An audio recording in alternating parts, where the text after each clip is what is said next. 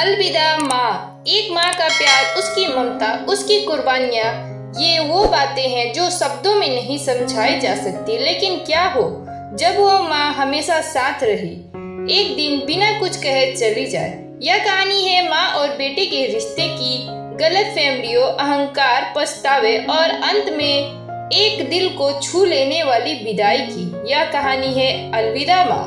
गांव की एक साधारण महिला सरला देवी अपने इकलौते बेटे राहुल को पढ़ा लिखा कर शहर भेजती है। सरला ने अपनी पूरी जिंदगी मेहनत करके राहुल को उस मुकाम तक पहुंचाया जहां आज वो एक सफल इंजीनियर है। लेकिन अब राहुल गांव से, अपनी माँ से और अपनी जड़ों से दूर हो गया है।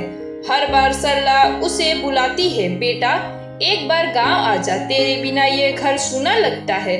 राहुल हमेशा कहता है, माँ बहुत काम है, अगली बार पक्का आऊंगा। राहुल की शादी शहर की एक लड़की कृति से होती है। कृति को गांव की सादगी और माँ की अपनापन नहीं भाता। सरला जब फोन करती है तो कृति टाल देती है।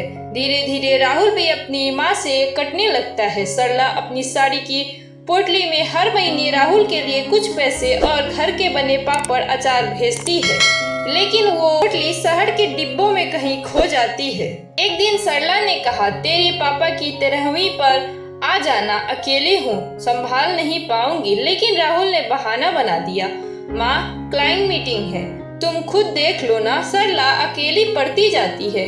अब वो मंदिर जाती है, चुपचाप अपने बेटे की तस्वीर को देखती है और अपने बगल की खाली थाली में खाना परोसती है। रातों को वो पुरानी चिट्ठियां पढ़ती है जो राहुल ने बचपन में लिखी थी। माँ आप सबसे अच्छी हो, मैं बड़ा होकर आपको खूब खुश रखूंगा। अब वो चिट्ठी भीग जाती है उसकी आंखों के आंसू से। एक दिन सरला को तेज बुखार होता है। गांव के डॉक्टर कहते हैं कि उन्हें अस्पताल ले जाना पड़ेगा, पर कोई साथ नहीं होता।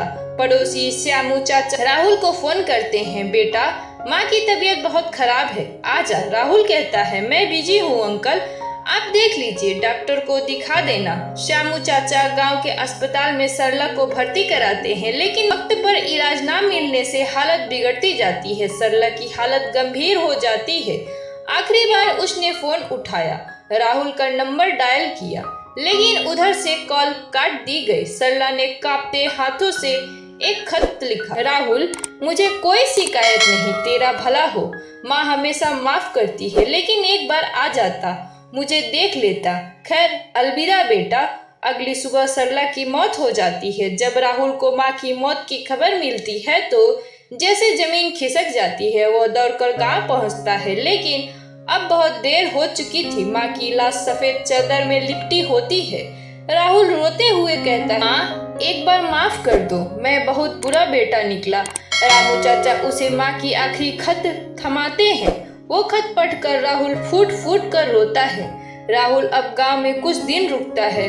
उसे हर कोने में माँ की आवाज सुनाई देती है, राहुल खाना खा ले, धूप में मत जा बेटा, तेरे कपड़े में प्रेस कर देती हूँ। राहुल घर की दीवारों को छूता है, मिट्टी को चूमता है और माँ की चूड़ी, चश्मा, पुरानी साड़ी संभाल कर रखता है। एक दिन वो बैठकर अपनी पत्नी कृति को कॉल करता है, कृति मैं माँ को नहीं समझ पाया, लेकिन अब चाहता हूँ कि हमारे बच्चे कभी माँ की कमी महसूस ना करें।